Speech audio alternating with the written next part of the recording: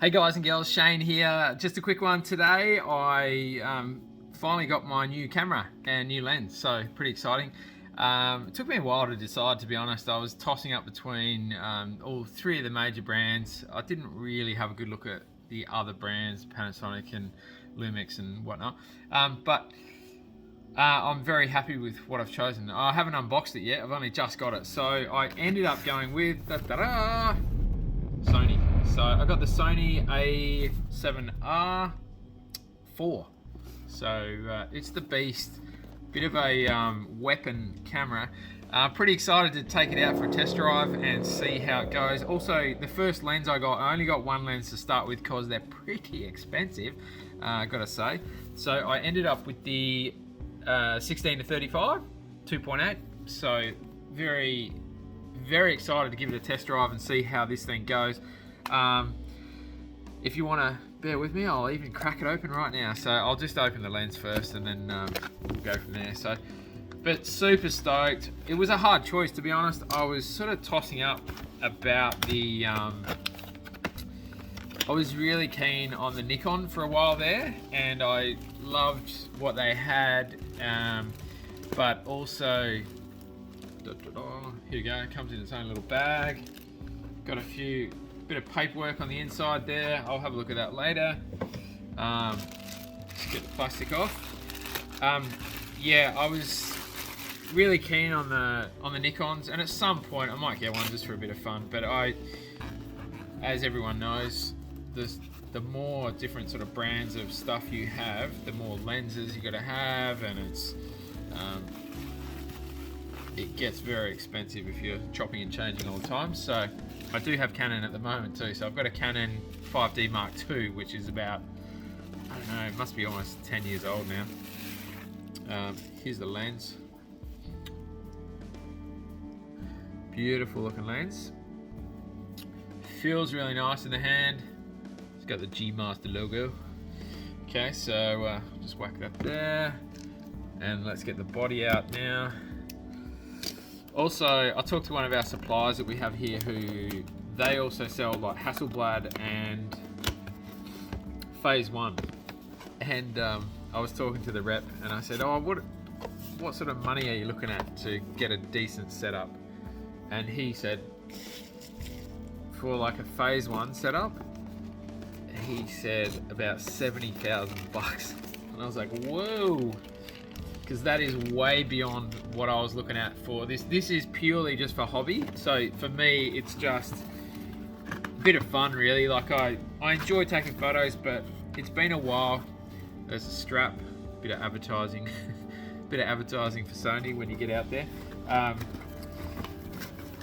What else we got here in the box? Oh, here's the actual body. Just put that down there for a sec. Yeah, so you're looking at huge bucks if you start going that medium format, and really, like I said, for me, this is, here's the body.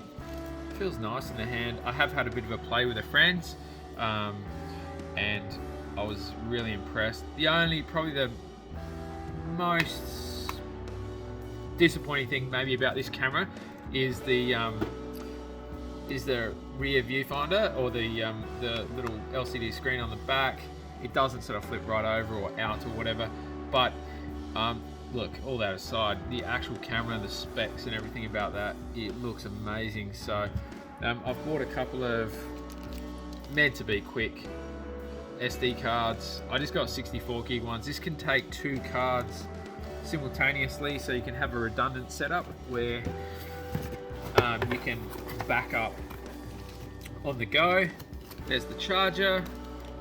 I'll give the battery a charge pretty well straight away, and cords. So nothing else really exciting in that, but just wanted to share it with you. I know a lot of people in photography, they get real attached to a certain brand and become sort of brand, whatever you want to call it, where they just become so hooked on the brand. I personally don't care about the brand. I do like Sony as a brand. I've got a Sony TV that I had, from years ago, and it's been good. But look, Canon, Nikon, Sony, Lumix, yeah, HASSELBLAD, PHASEONE, whatever. They're all great. They're all good. They've got their unique points. For what I like to do, which is probably a bit more landscape, creative stuff, you know, a bit of compositing, Photoshop stuff, I just thought that this type of camera, because it's like a 63 megapixel raw file that you can get out of it. And if I want to, I do want to print some of my own stuff for my house really big. Like I want to print on metal, you know, like 1.5 by meter, and I do want it to be like as sharp as I can get it. So I'm gonna have a play with it. I'm gonna mess around. I'll bring you on the journey if you're interested and you want to come along for the ride. I can't guarantee that it's going to be super exciting, but if you are interested and you'd like to sort of see how it all goes from really start to, you know, start to finish, where I'm taking photos, then doing whatever in Photoshop, and then actually printing them out, so you'll be able to see the end result as well. I would love to share that with you.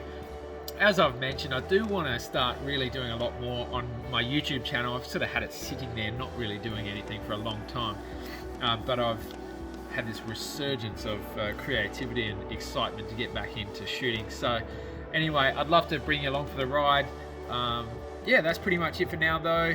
I'll let you know how it all goes. Have an awesome day, guys. See ya.